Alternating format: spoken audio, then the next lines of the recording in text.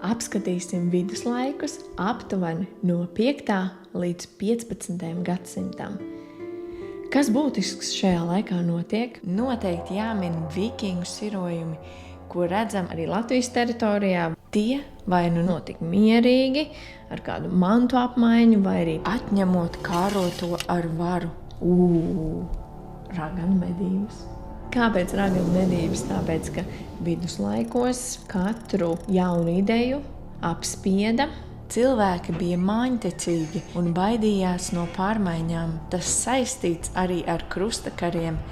Pēc Romas pāvesta pavēles daudzās zemēs tika būvētas baznīcas un uzspiesta kristietība kā vienīgā pareizā ticība. Viduslaikus arī sauc par tumšo laiku, jo valstis plosīja epidēmijas, kari un nemieri, bet baznīcās attīstījās mūzika. Par to paldies jāsaka mūkiem, kuri saprata, ka tāpat kā teksti, arī notis ir jāpieraksta.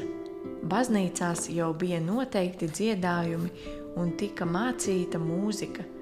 To vajadzēja kaut kā atcerēties, un radās pirmais notācijas piemērs. Neimas, ķeksīši, svītriņas, bet tas bija pārāk nekonkrēti.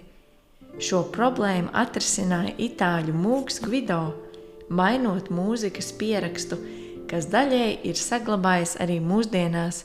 Zilbītes ut, re, mi, fa, sol, la, vēlāk tām pievienosies arī si un ut nomainīs do. Sākumā bija 4 līnijas, bet 14. gadsimtā parādījās jau 5 nošu līnijas. Mūziku radīja ne tikai baznīcā, bet arī klejojošie mūziķi, kas iedvesmoja cits citu, spēlējot būdiņās, laukos un mežos.